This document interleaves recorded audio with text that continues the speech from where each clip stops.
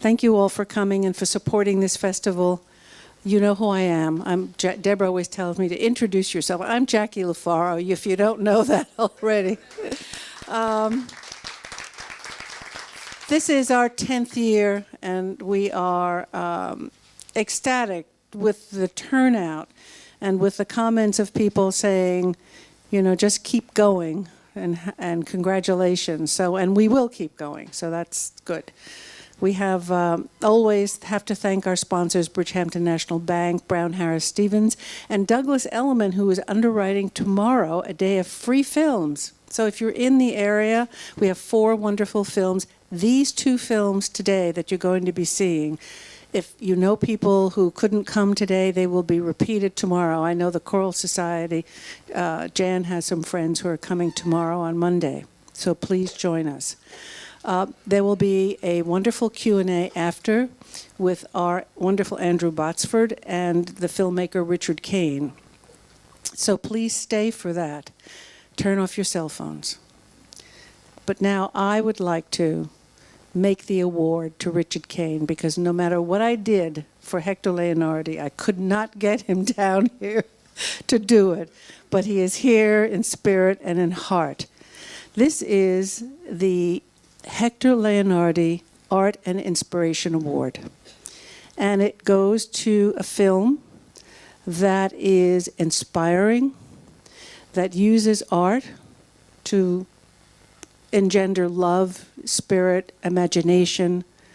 And this artist, Bryan, is now 94 years old, and he lives on Cranberry Island in Maine.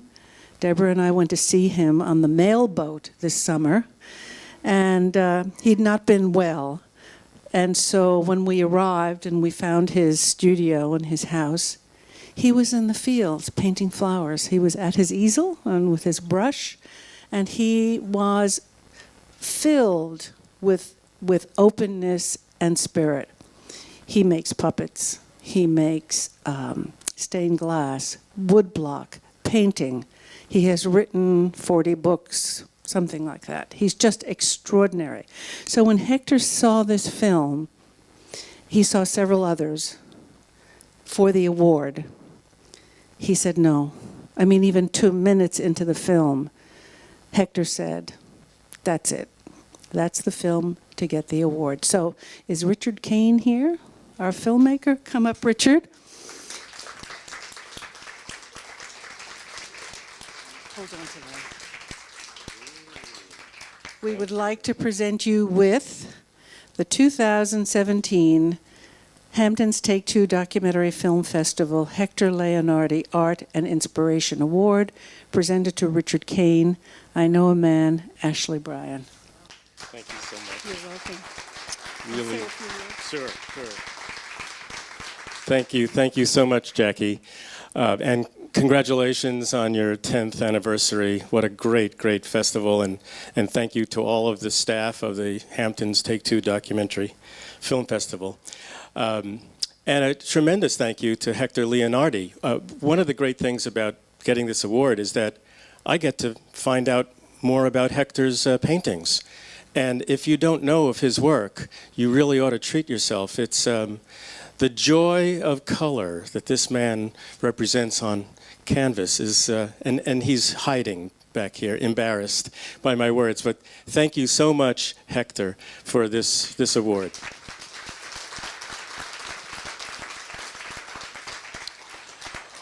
What's really most important to me about this honor is it's how it brings more recognition to the story of Ashley Bryan and this man's love for humanity. At a time when there's such a flurry of hatred and bigotry and violence in the world, Ashley's model, maybe it's Hector's model. Ashley's model is just such a it's a wonderful model of inclusivity and love and awe and wonder, how he greets each day, just like a child.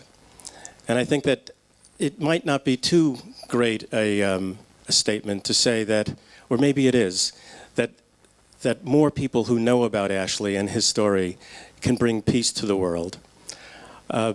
Maybe it's a question of how many people get to see this film, and that's where you come in. I'd like all of you, help us to distribute this film and get it out to the rest of the world. So I want to thank Jackie again for including our film in this festival. It's a great honor, and thank you, Hector. Thank you all for being here.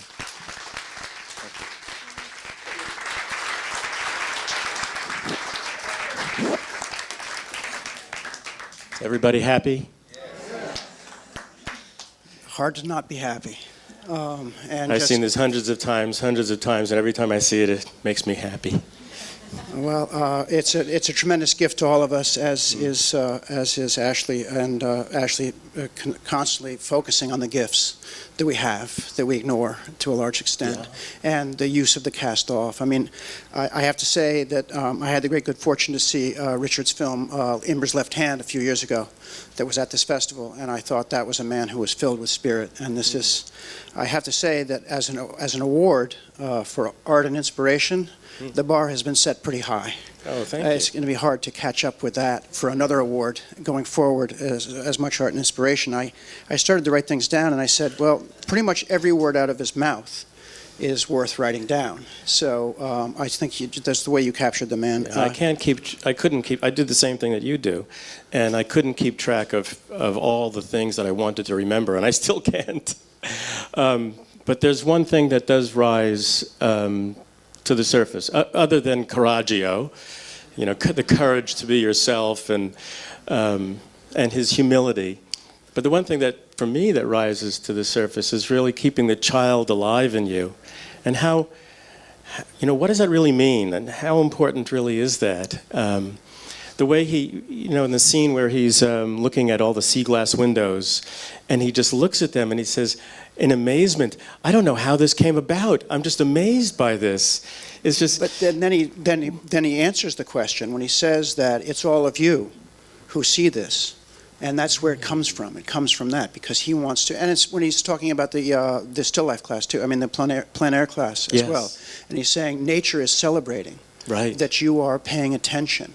And it's about paying attention. And it's about paying attention as a child does, because a child doesn't have all those precepts and things put on top of what they're doing. Right. And so it's seeing with fresh eyes.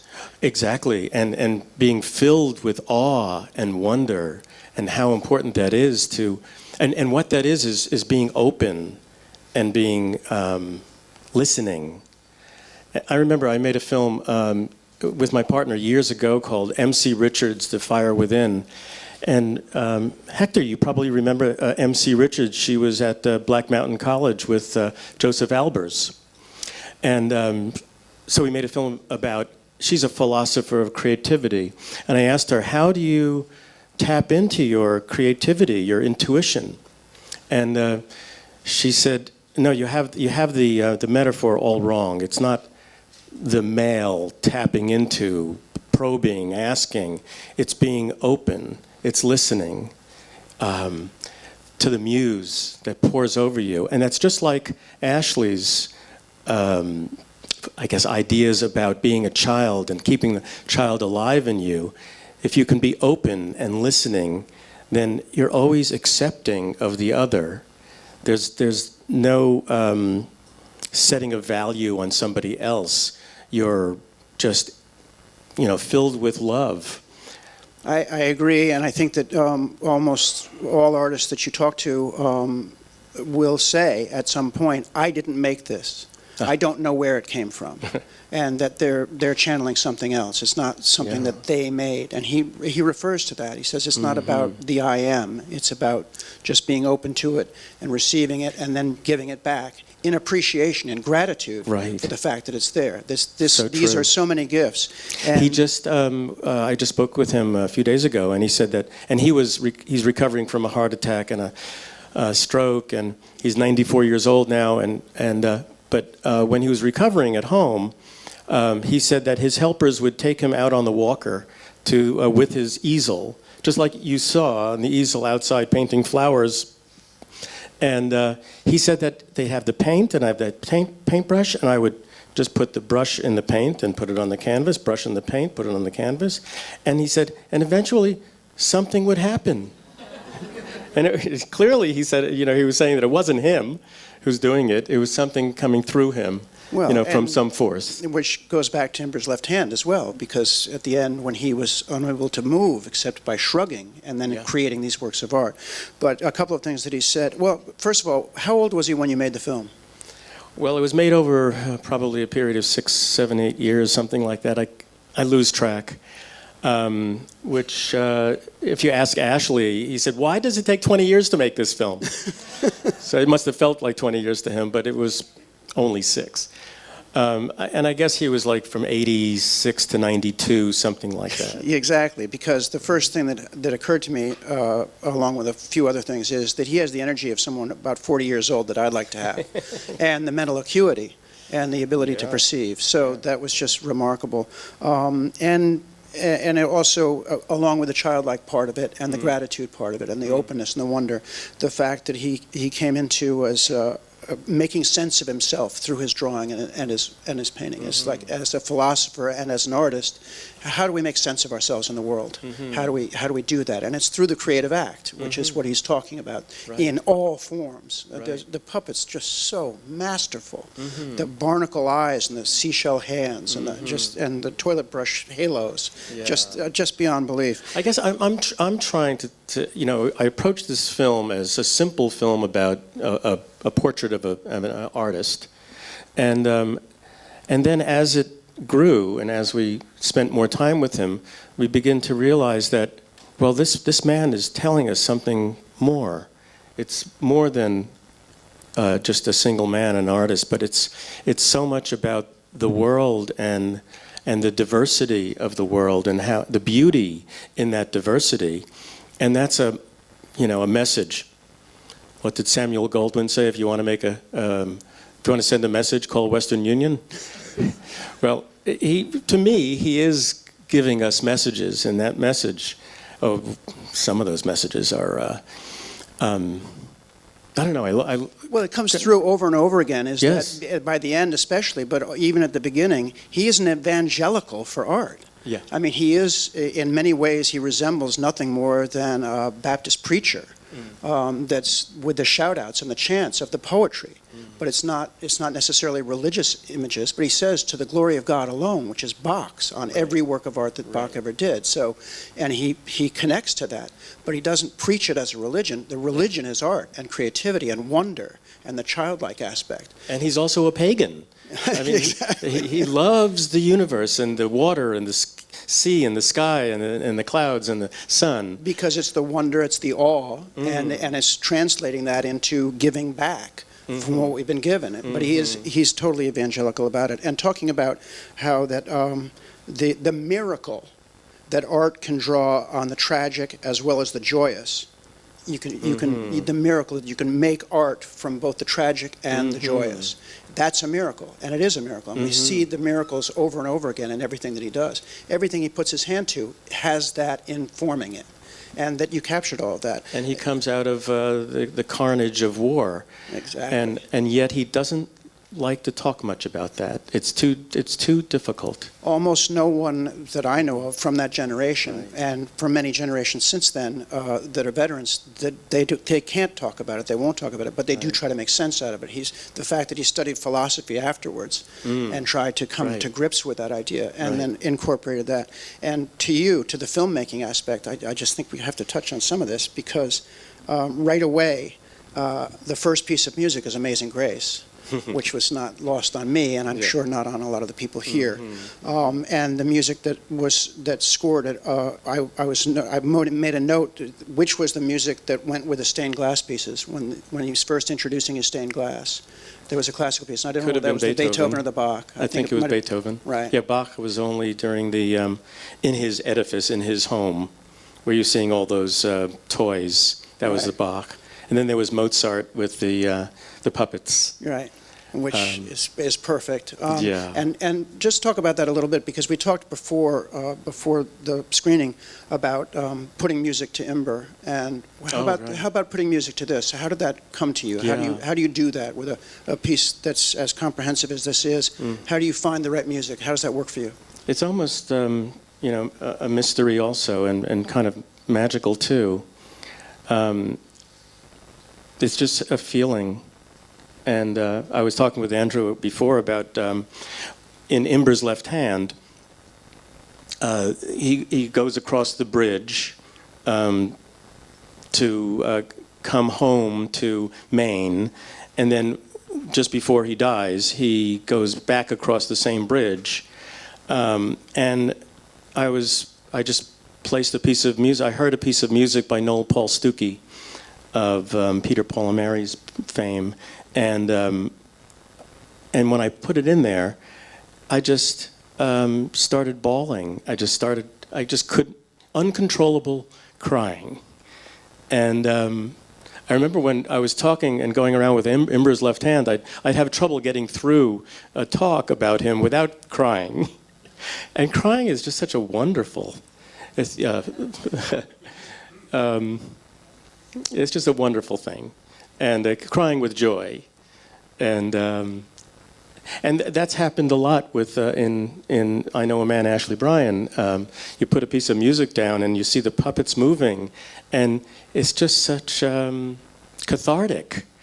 I'm very lucky to have music by this. It's a school, Kneisel Hall, up in Blue Hill, Maine. It's in my town, and one of the board members essentially brings together some of the former students, and he produces CDs for his Christmas gifts. A Jewish man giving Christmas gifts. And he allows me to use all that music. So I have this tremendous library of classical music that I've been drawing from for years. And Ashley is just a lover of all kinds of music, but particularly classical music. He's incredibly erudite, educated, brilliant man. My partner, who I should mention, Robert Shetterly, had this extraordinary relationship with Ashley.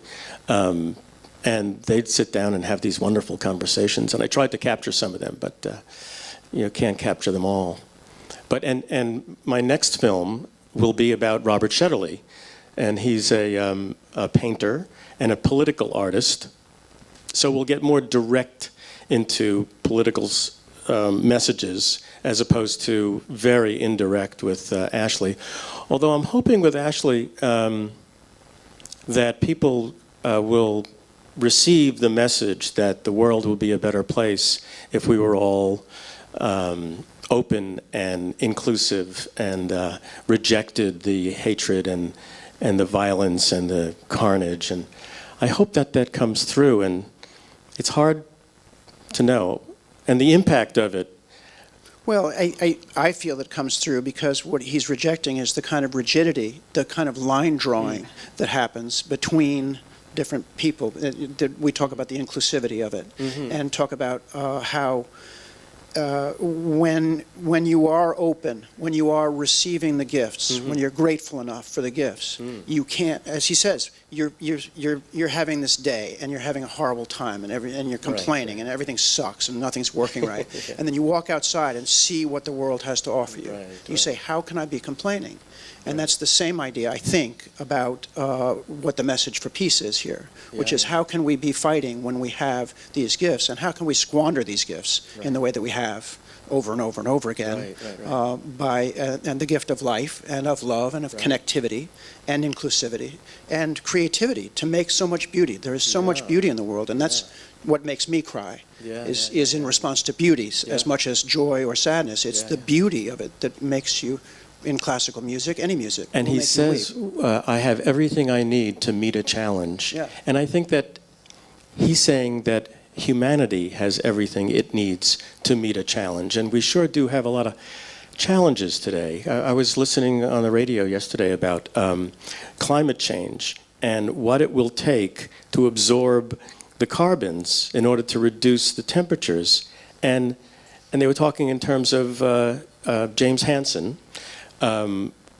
It was talking in terms of the amount of dollars. No, it wasn't Hansen. It was the amount of dollars that we would need to invest. And it was something like, $1 trillion a year in order to bring down the amount of carbons. Well, but we have the technology. We just need a little bit more creativity to figure out how to make it economically feasible. So we have the power. If we had the courage. And the courage, and if we could work together, as Yes. opposed to working at opposite ends of the Yes. purpose. So, at any rate, an absolutely beautiful film, beautifully made and beautifully capturing an incredibly beautiful man and his work. So thank you so much. Thank you all. Thank you so much. And if you love Ashley Bryan and this film and you want to give it as gifts and spread the message to the rest of the world, we have DVDs. Yes. Thank you. And please do spread the word about this film.